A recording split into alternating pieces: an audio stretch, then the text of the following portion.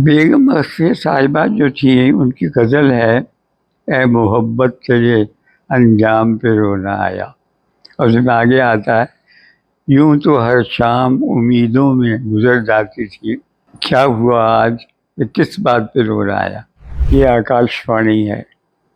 अब आप जगदेव पंडित से समाचार सुनिए। एक मशीन थी जिसमें वो शीरा डालते थे जी। और वो बहुत जोर से घूमती थी और थोड़ी देर में वो रुक जाती थी और उसमें चीनी निकल आती थी। चीनी निकल आती थी? चीनी। अच्छा। तो पंत जी ने झंडा फहराया, वहाँ कुछ वो बोले नहीं, लेकिन उसके बाद हमारे मन में विचार आया, ये गोविंद वल्लभ जी पंत इतने बड़े आदमी कैसे हो गए। मेरे पिताजी राष्ट्रीय विचारों के आदमी थे। उन्होंने गोविंद वल्लभ जी पंत जो मुख्यमंत्री थे जाके उनको हमारे घर इनवाइट किया झंडा फहराने के लिए। अच्छा। हिंदी में लिखा और मुझे कहा कि इसका अंग्रेजी कर दो। तो मैंने अंग्रेजी कर दी उसकी, बिना सोचे समझे। थोड़ी देर में मुझे स्टेशन डायरेक्टर ने बुलाया, were you there in that? I said yes. Why did you do it? I said somebody brought some paper.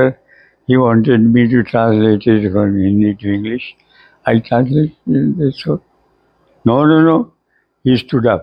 तो हमने पूछा क्या करना, तो उन्होंने कहा बताती हूँ। तो उन्होंने कहा कि जब मैं इशारा करूँ तब आप बहुत सारे मेज़ पर कुर्सी रखी गई, कुर्सी पर और कुछ उसको ठोकर मार देनी है। तो उन्होंने इशारा किया, मैंने ठोकर मार दी और उन्होंने माथा पकड़ लिया। उनका मतलब था कि आप शुरू होइए। ठोकर। आत्मा की आवाज, साधारण लोगों की असाधारण कहानियां। नमस्कार, आत्मा की आवाज में आप सबका बहुत बहुत स्वागत है, वंदन है, अभिनंदन है। आप जानते हैं आत्मा की आवाज है मेरा पॉडकास्ट और मेरा नाम है आत्म प्रकाश मिश्रा, एपी मिश्रा। और आत्मा की आवाज में आपकी मुलाकात हम उन लोगों से कराते हैं जिनके बारे में आप जानना चाहते हैं, सुनना चाहते हैं, समझना चाहते हैं। उन लोगों से भेंट करवाते हैं आपकी जिन्होंने अपनी जिंदगी में लंबे समय तक एक ही दिशा में चलने के बाद मुकाम हासिल किया और दूसरों के लिए इंस्पिरेशनल साबित हुए। दोस्तों, आज जिनसे हम आपकी मुलाकात करवाने जा रहे हैं वो बहुत खास मेहमान हैं। ये वो शख्सियत हैं जिन्होंने ऑल इंडिया रेडियो लखनऊ जब 1952 में पहला बुलेटिन पढ़ा गया न्यूज का, उन्होंने ही पढ़ा। बहुत गंभीर आवाज गूंजी, जिन्होंने अगर सुनी हो और जो हो वो याद करें, ये आकाशवाणी लखनऊ है। अब आप यज्ञदेव पंडित से समाचार सुनिए। तो तालियों के साथ हम स्वागत कर रहे हैं आज आत्मा की आवाज में श्री यज्ञदेव पंडित जी का। आपका बहुत बहुत स्वागत आत्मा की आवाज के हमारे पॉडकास्ट। 98 साल के हैं आप। हम चाहते हैं कि आप 10 साल के हो जाएं और अपने बचपन के बारे में कुछ हमको बताएं। कहाँ आपकी पैदाइश हुई, कहाँ पढ़ाई लिखाई हुई, पेरेंट्स कहाँ पर थे आपके? पंजाब का होशियारपुर जिला है जी। उसकी एक तहसील है गढ़शंकर। मेरे पिता वहाँ वकालत करते थे जब मेरा जन्म हुआ है। तो हमारे घर के सामने रेलवे का ट्रैक था। मुझे बताया गया कि हरी झंडी दिखाने से गाड़ी रुक जाती है, चलती है हरी घंटी से, और लाल से रुकती है। लाल से रुकती है जी। तो हमारे यहाँ उन दिनों में दर्जी लगा हुआ था जो गर्म कपड़े सिल रहा था। अच्छा। तो गर्म कपड़ों में छोटी छोटी कसरतें आ जाती जी। तो हमने उसको लगाया और हम ट्रक के इंजन को दिखाने लगे। अच्छा। तो ड्राइवर हंस रहा था, मतलब उसने क्या रोका नहीं? रोका नहीं उसने। फिर थोड़े से बड़े हो गए और समझ आने लगी।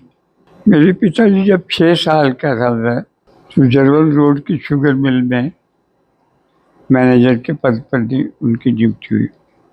उन्होंने न जाने क्या सोच कर मुझे साथ ले लिया, तो मैं चला गया उनके साथ। उसमें हमारा एक बड़ा सा घर था। जाहिर है कि नौकरी थे और कोई नहीं था।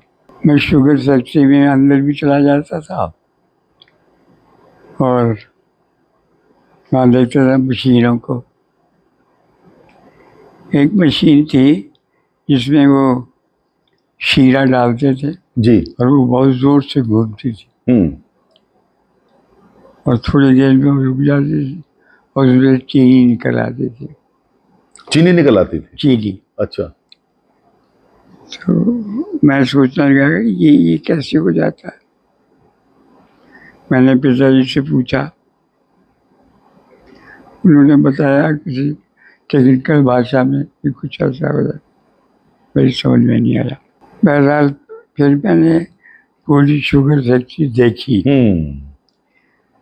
पहले गन्ना डाला जाता है, गन्ना को कैरियर को ले जाता है, छुरियाँ चलती हैं और गन्ने के छोटे छोटे टुकड़े कर दिए जाते हैं। फिर उसको पेरा जाता है, उसमें से रस निकाला जाता है, रस को फिर खौलाया जाता है और उसकी कंसिस्टेंसी नहीं बनाई जाती है। तो ये सारी कॉम्प्लिकेटेड प्रक्रिया थी जो मेरी समझ में नहीं आई। याद तो आपको अभी तक है? समझ में तो आई आपको? अभी आपने पूरा बताया।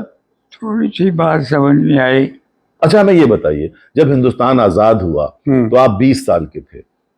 20 साल जब नेहरू जी ने झंडा फहराया लाल किले पे और कहा कि वो पार्लियामेंट में भाषण दिया, अंग्रेजी वाला बड़ा जोरदार भाषण, आपको याद है कुछ? जब हिंदुस्तान आजाद हुआ तब आप कहाँ थे, क्या माहौल था? हाँ, हिंदुस्तान जब आज़ाद हुआ है तो हम लोग जरवल रोड में थे। मेरे पिताजी राष्ट्रीय विचारों के आदमी थे। उन्होंने गोविंद वल्लभ जी पंत जो मुख्यमंत्री थे जाके, उनको हमारे घर इनवाइट किया झंडा फहराने के लिए। अच्छा। तो मैं और मेरी बड़ी बहन जो मुझसे 2.5 साल बड़ी थी, हम लोग दोनों छत पे बैठ गए झंडे के पास। ये झंडा है और हम लोग पीछे बैठे हुए। तो पंत जी ने झंडा फहराया, वहाँ कुछ वो बोले नहीं, लेकिन उसके बाद हमारे मन में विचार आया, ये गोविंद वल्लभ जी पंत इतने बड़े आदमी कैसे हो गए। तो उनसे पूछ तो सकते नहीं थे, लेकिन ये बात हमारे मन में रही कि किसी दिन आवश्यकता हुई तो हम पूछेंगे उनसे। तो जब मैं बहुत बड़ा हो गया और रेडियो में मैंने नौकरी कर ली तो पंत जी से मुलाकात हुई। उनको देखा, वो बहुत बड़े थे, मैं बहुत छोटा था। हिम्मत नहीं हुई कि उनसे पूछे। फिर बाद में सीवी गुप्ता जी और संपूर्णानंद जी मुख्यमंत्री बने। अच्छा, तो उस जमाने में मुख्यमंत्री आपके पिताजी ने बुलाया, घर आके झंडा फहरा दिया उन्होंने? हाँ हाँ। अरे वाह, क्या बात है! पता है आपको, ये मेरे पिताजी का शख्सियत का ये प्रभाव था। 1947 में जब हिंदुस्तान आजाद हुआ, आदरणीय श्री यज्ञदेव पंडित जी के पिताजी जरवल रोड स्थित चीनी मिल में मैनेजर थे।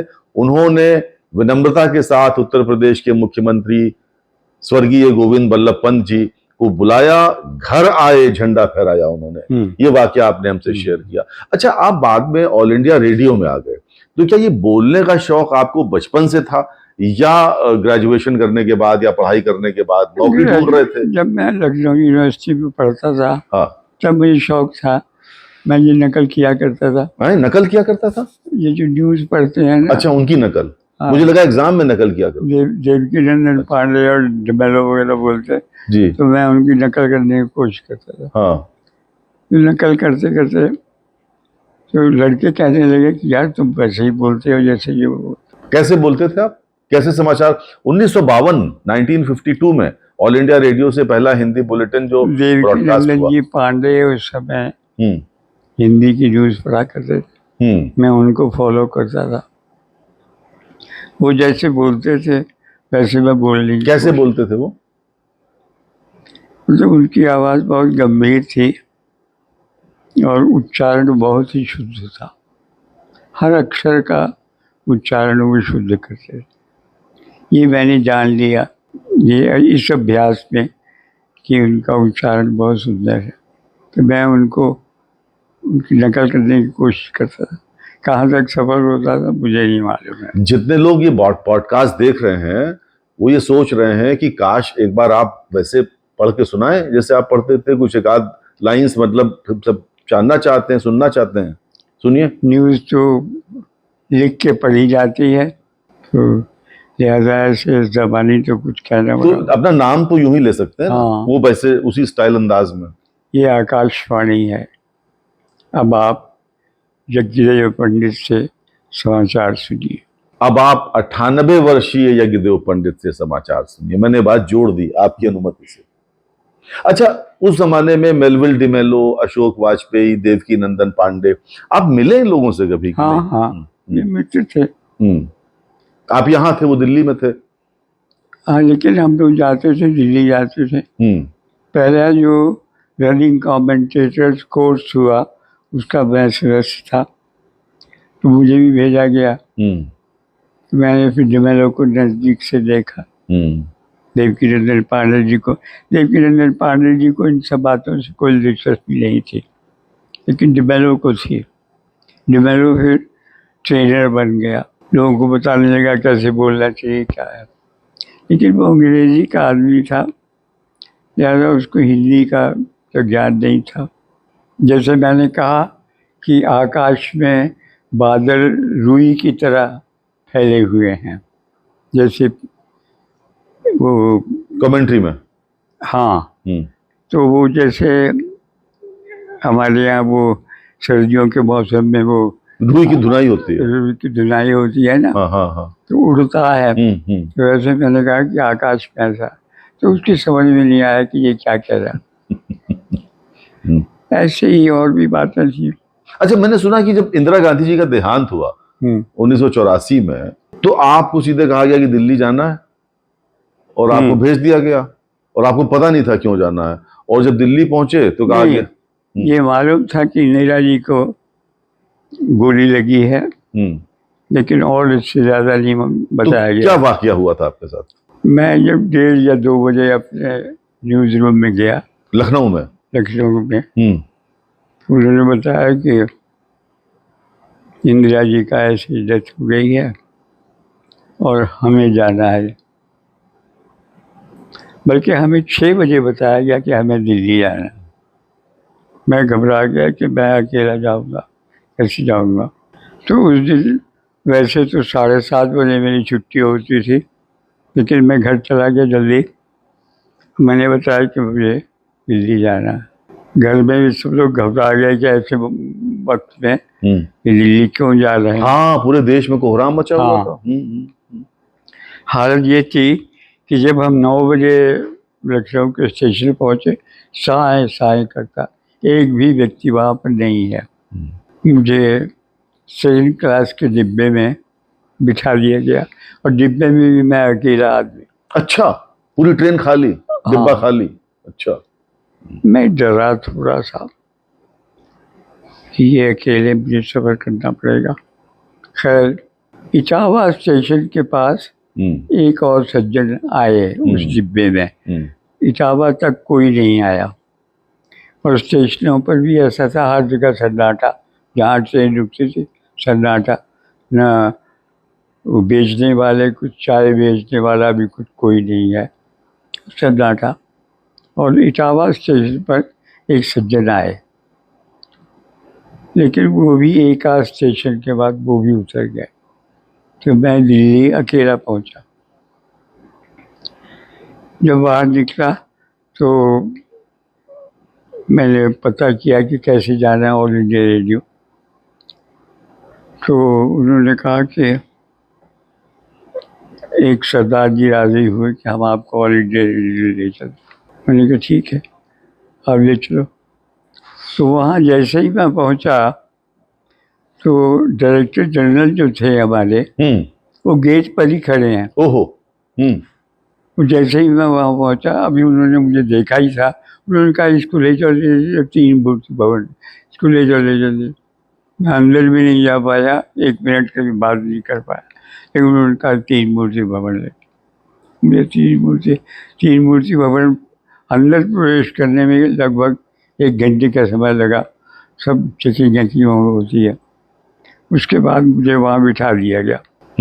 तो आप सोचिए, मैं ये बैठा हूँ, इंदिरा गांधी जी का शव यूं रखा हुआ है। अच्छा।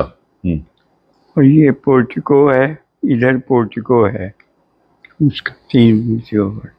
तो डिप्लोमेट्स आ रहे हैं बड़े बड़े। अब मुझे पता नहीं कि कौन किस देश का डिप्लोमेट है। खैर मैं किसी तरह से कमेंट्री उस पर करता। अच्छा, आप क्या बोल रहे थे? मतलब कमेंट्री में आप क्या बता रहे थे? मतलब वो जो बडिंग कमेंटेटर्स हैं वो जानना चाहते जरूर होंगे कि भाई कमेंट्री में क्या बातें खास ध्यान रखनी चाहिए। ये मुश्किल है बताना कि क्या आप बोलते हो। जो मन में आता है उसको जरा देखते हुए कि आकाशवाणी की नीति क्या है, उसको सुधार लिया जाता है, वैसे बोला जाता है। ऐसे ही रनिंग कमेंट्री बहुत कठिन काम है, बहुत कठिन काम है। इसमें डाइवर्जन हो जाता है, क्योंकि जिस वातावरण से आप कमेंट्री कर रहे हो वहाँ पर तो कुछ और हो रहा और आप देख कुछ और रहे हो। जैसे कि इसमें डिप्लोमेट्स आ रहे हैं, वो देख रहे हैं, उनके बारे में आपको डिप्लोमेट्स के बारे में नहीं मालूम किस देश का ये डिप्लोमेट, तो उसके बारे में आप थोड़ा सा चेष्टा करते हो कि जानने की ये क्या है। तो कुछ आपकी कभी कभी सहायता मिल जाती है, कभी कभी सहायता नहीं मिलती। तो जर्नलिज्म मास कम्युनिकेशन के बहुत से बच्चे जो इस पॉडकास्ट को देख रहे होंगे, जो न्यूज रीडर बनना चाहते होंगे, उनके लिए जो तलफ्फुज है, उच्चारण है, जैसे अब आप मान लीजिए कोई कोई कोई कोई राष्ट्राध्यक्ष है विदेश का, रूसी है, चाइनीज है, जापानीज है, तो उसके नाम को जब आप लोग उच्चारित करते थे तो उस भाषा में करते थे या उसका हिंदीकरण कर दिया करते? ये मुश्किल होती है। ये रशिया में इसका उच्चारण कैसे होता होगा, उनके देश में कैसे होता है। मैं कोशिश करता था कि जान पाऊँ कि कैसे उच्चारण करते हैं ओरिजिनल। हाँ, उनकी चेष्टा करते थे। कभी कभी उसमें सहायता मिल जाती थी, कभी कभी सहायता नहीं मिलती थी। किससे पूछें, कौन बताएगा। वो जो बताते थे वो भी अंदाजे से नहीं पता चलता। लेकिन हमारे यहाँ ये भी अभ्यास होता था, ऑल इंडिया रेडियो की हम न्यूज़ सुना करते, डेमेलो को सुना करते थे। डेमेलो उच्चारण के मामले में बहुत होशियार था, तो वो काम वो करता था। वो जब ब्रॉडकास्ट करता था तो हम उसके भी हम ब्रॉडकास्ट को ध्यान से सुनते थे कि ये कैसे इसने उच्चारण किया। अगर मुझे बोलने का मौका मिलेगा तो मैं कैसे इसका उच्चारण, तो ऐसे पता चल जाता। अच्छा, 1950, 1960, 1970 का दशक जब आप ब्रॉडकास्टिंग में थे, आप सीरियस ब्रॉडकास्टिंग में थे ऑल इंडिया रेडियो में, उस समय ब्रॉडकास्टिंग की और विधा ने जन्म लिया। बनोर भाइयों, सुजाता फिल्म का गाना आप सुनेंगे, आवाज है लता मंगेशकर की। एक ये भी अंदाज होता था। तो ये अंदाज और आकाशवाणी का अंदाज पॉपुलर हुआ। दूसरा वाला मैंने उसको नहीं अपनाया जी, मुझे अच्छा नहीं लगता था वो। मैंने अपना स्टाइल डेवलप किया है। और वो जो अमीन सयानी जैसे बोलता था, जी, अमीन सायानी, हाँ जी, अमीन सयानी जैसे बोलता था, मैं वैसे मैंने बोलने की कभी कोशिश नहीं। तो आकाशवाणी में उसको कैसे लेते थे उस जमाने में? ये जो ब्रॉडकास्टिंग है, Ameen Sayani style of broadcasting, all India radio क्या इसको गंभीरता से लेता था या क्या उसका उस पर रुख होता था? और ऑल इंडिया रेडियो में ज़्यादातर उसका मजाक उड़ाया जाता था। अच्छा, कि जैसे वो बोल रहा है। और उसको पसंद नहीं करते थे लोग। उसका नाम था लेकिन बिना का गीत। हाँ, वो बहुत पॉपुलर था वो शो। तो क्या जलन तो नहीं होती थी आकाशवाणी वालों को अमीन सयानी से कि भाई ये इतना पॉपुलर है और श्रीलंका, लंका से, मतलब लंका था ना, लंका से बोलता था। लंका से बोलता था जी, हाँ, सिलोन, सिलोन, हाँ सिलोन जी। होती तो थी थोड़ी बहुत होती थी लेकिन ऐसा नहीं। यज्ञदेव पंडित जी 98 वर्ष के हैं, ऑल इंडिया रेडियो के स्टॉलवर्ट। 1992 में पहला बुलेटिन आपने पढ़ा ऑल इंडिया रेडियो से। आप न जाने कितने एकलव्य हैं जो द्रोणाचार्य मानकर आपसे ब्रॉडकास्टिंग के गुर सीखते रहे। कितनी कैंडिडली कह रहे हैं कि आमीन सयानी से हाथ थोड़ी बहुत जलन होती तो थी। तो कभी आपने स्टाइल कॉपी नहीं की? नहीं, मैंने कॉपी नहीं किया। लेकिन आप नाटक तो करते थे ऑल इंडिया रेडियो के, नाटक, ड्रामा। नहीं, ड्रामा तो करते थे, ड्रामा भी तो उसमें, लेकिन ड्रामे में वैसी आवाज़ नहीं निकालते थे हम अपने ढंग से बोलते थे। ये मेरे लिए प्रॉब्लम था कि मैं उसको कॉपी करूं कि ना करूं, लेकिन मुझे अच्छा नहीं लगा। मैंने अपना ही स्टाइल डेवलप किया जो मोस्टली देवकीनंदन पांडे जी के स्टाइल से था। जी। शुद्ध उच्चारण और हर शब्द का उच्चारण होना चाहिए जब आप ब्रॉडकास्ट करें। अच्छा, क्या यादें आपकी जुड़ी हैं ऑल इंडिया रेडियो के साथ? कुछ मीठी कोई घटना कुछ ऐसी हुई हो कभी रिकॉर्डिंग के वक्त या लाइव के वक्त जो आपको आपके जहन में हो और आप शेयर करना चाहें? ऐसी तो बहुत सी घटनाएं हैं जिसे याद करके चेहरे पे हंसी आती हो। जब दंगे हो रहे थे 84 के, जी। तो हमारे यहाँ से एक प्रोग्राम होता था चिराग तले। चिराग तले। जी। वो 5 मिनट का प्रोग्राम था। तो हम ही लोग पकड़े जाते थे, स्टाफ के लोग, उसके लिए अलग से कोई आदमी बुक नहीं किया जाता। तो एक बार एक मिस लाल थी हमारे यहाँ प्रोग्राम असिस्टेंट जी। उन्होंने कहा भाई आज चिराग तले है, पंडित मुझे करना है। तो हम लोग स्क्रिप्ट भी नहीं लेते थे उनसे घर जाने से पहले, चले हाँ था वो हो जाएगा, हो जाए। तो हम लोग 9 बजे के करीब है, 9:30 बजे वो होता था, 9:30 बजे इकट्ठा हो गए। तो मिस लाल बैठी हुई अपने अनाउंसर बूथ में, जब मैं लिख पढ़ रही थी तो हमने पूछा क्या करना है, तो उन्होंने कहा बताती हूँ। तो उन्होंने कहा कि जब मैं इशारा करूँ तब आप बहुत सारे मेज पर कुर्सी रखी गई, कुर्सी पर और कुछ उसको ठोकर मार देनी है। तो उन्होंने इशारा किया, मैंने ठोकर मार दी और उन्होंने माथा पकड़ लिया। उनका मतलब था कि आप शुरू होइए ठोकने। तो खैर वो प्रोग्राम फ्लॉप हो गया एकदम 5 मिनट का। सवेरे हम लोगों की रिपोर्ट कर दी गई कि इन लोगों ने ये किया वो क्या। तो माथुर से हमारे यहाँ उमा शंकर माथुर स्टेशनर थे। जब उनको मैंने सारा किस्सा सुनाया तो वो भी बहुत जोर से हंसने लगे। उन्होंने कोई कार्रवाई इस पर नहीं की। एक दिन आपका झगड़ा हो गया था एक बार डायरेक्टर साहब से, तो उन्होंने चेन्नई भेज दिया था आपको। वो तो बाद की बात है। तो आपने क्या कह दिया था उनसे? नहीं, मैंने कुछ नहीं कहा। उसमें ये हुआ, स्टाफ आर्टिस्टों ने तय किया आपस में कि एक पर्चा निकाला जाएगा। पर्चा निकाला जाएगा? हाँ। अच्छा। बाहर से लोग आएंगे जो इनवाइटेड ऑडियंस के सामने, तो वो पर्चा बांटा जाएगा। तो उन्होंने हिंदी में लिखा और मुझे कहा कि इसका अंग्रेजी कर दो। तो मैंने अंग्रेजी कर दी उसकी बिना सोचे समझे। थोड़ी देर में मुझे स्टेशन एडिटर ने बुलाया, were you there in that? I said yes. Why did you do it? I said somebody brought some paper, he wanted me to translate it from Hindi to English. I translated it. So no, he stood up. I say whether you stand up or don't stand up, it doesn't matter to me. No, he said I can remove you with this one word of my pen. I said you can commit suicide. You can also commit suicide if you misuse your authority.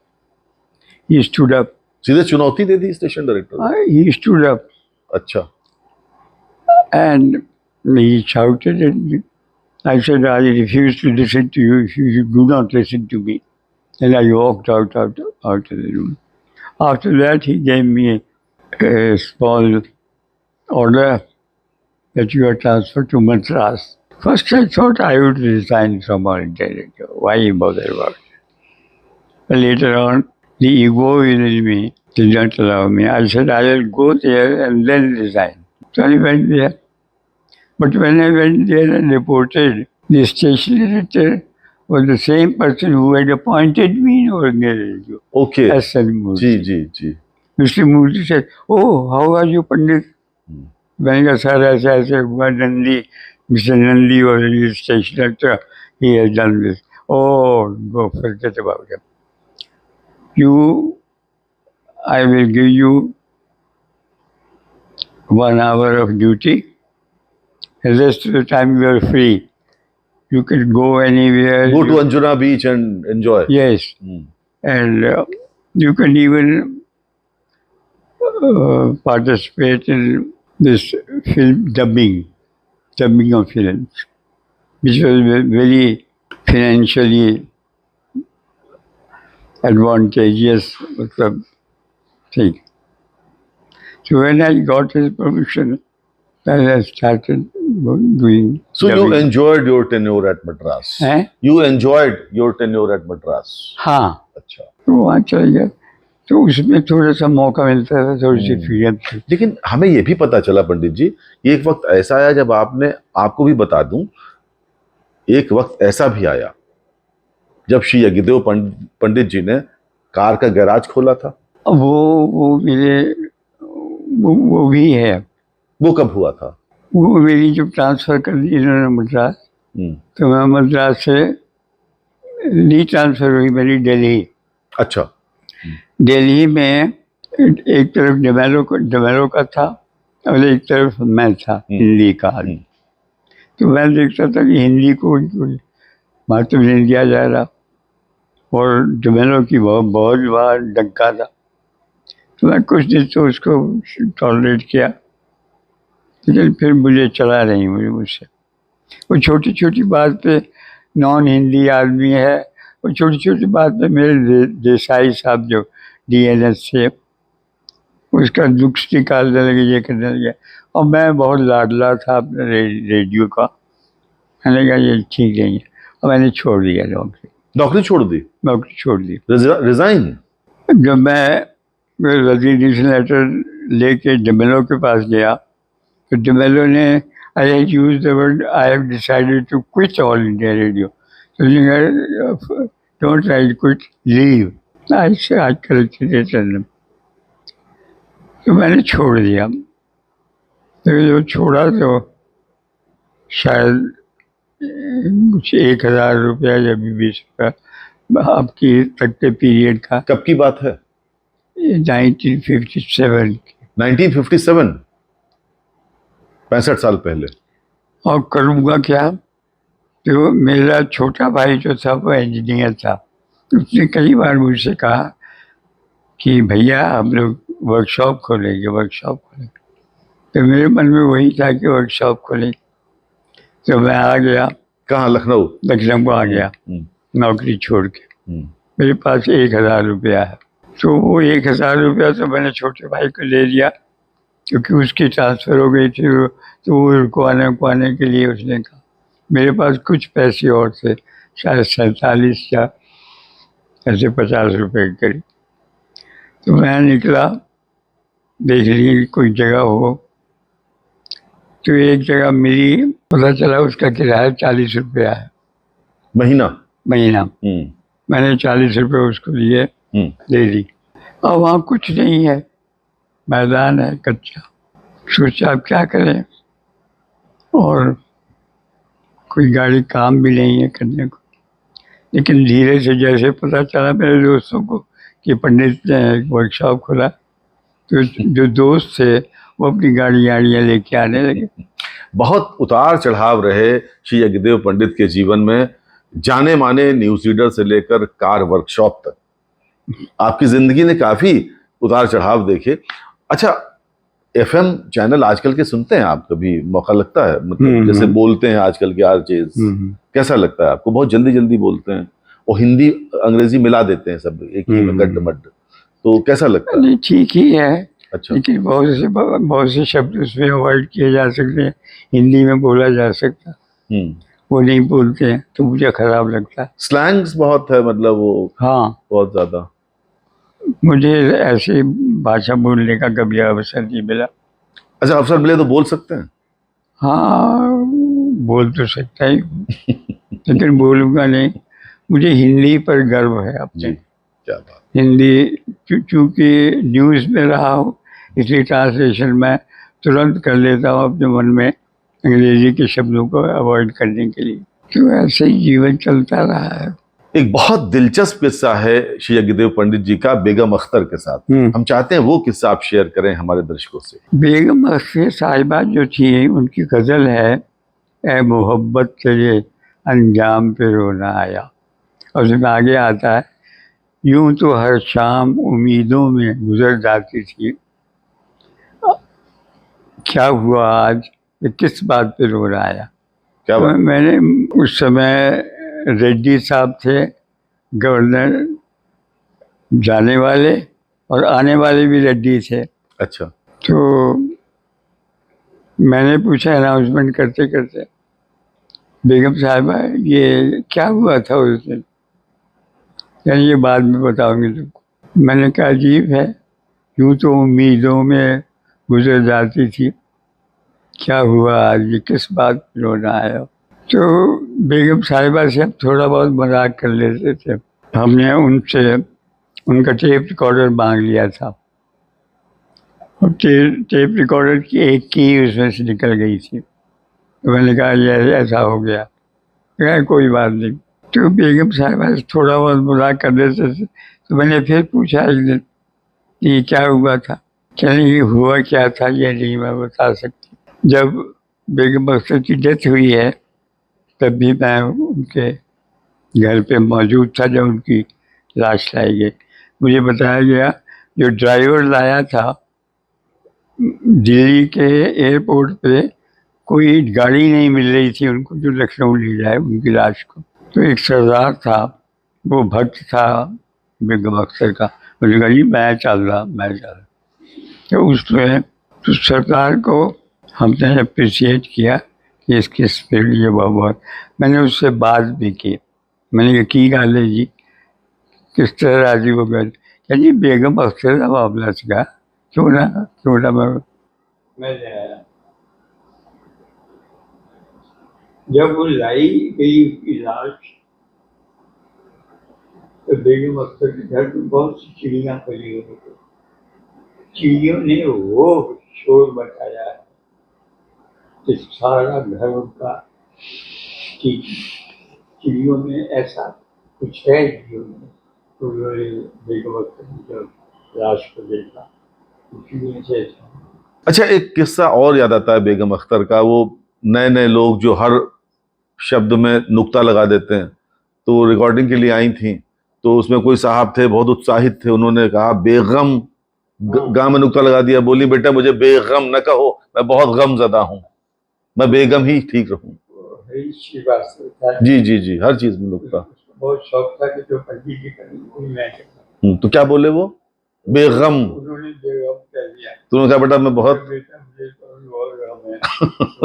मुझे बेगम ही कहो, वही मुनासिब रहेगा। है समय नदी की धार कि जिसमें सब बह जाया करते हैं, है समय बड़ा बलवान प्रबल पर्वत झुक जाया करते हैं। अक्सर दुनिया में लोग समय के चक्कर खाया करते हैं, लेकिन कुछ ऐसे होते हैं जो इतिहास बनाया करते हैं।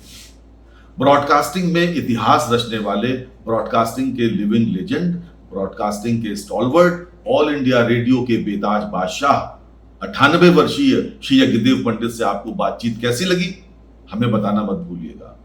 आत्मा की आवाज का आत्म प्रकाश मिश्र के साथ उर्फ एपी मिश्र के साथ आज का पॉडकास्ट यहीं तक। अगले का इंतजार करिए और बेहतरीन कड़ी लेकर आपके सामने फिर हाजिर होंगे। तब तक के लिए पूरी टीम की ओर से धन्यवाद, नमस्कार। Please like, comment and subscribe.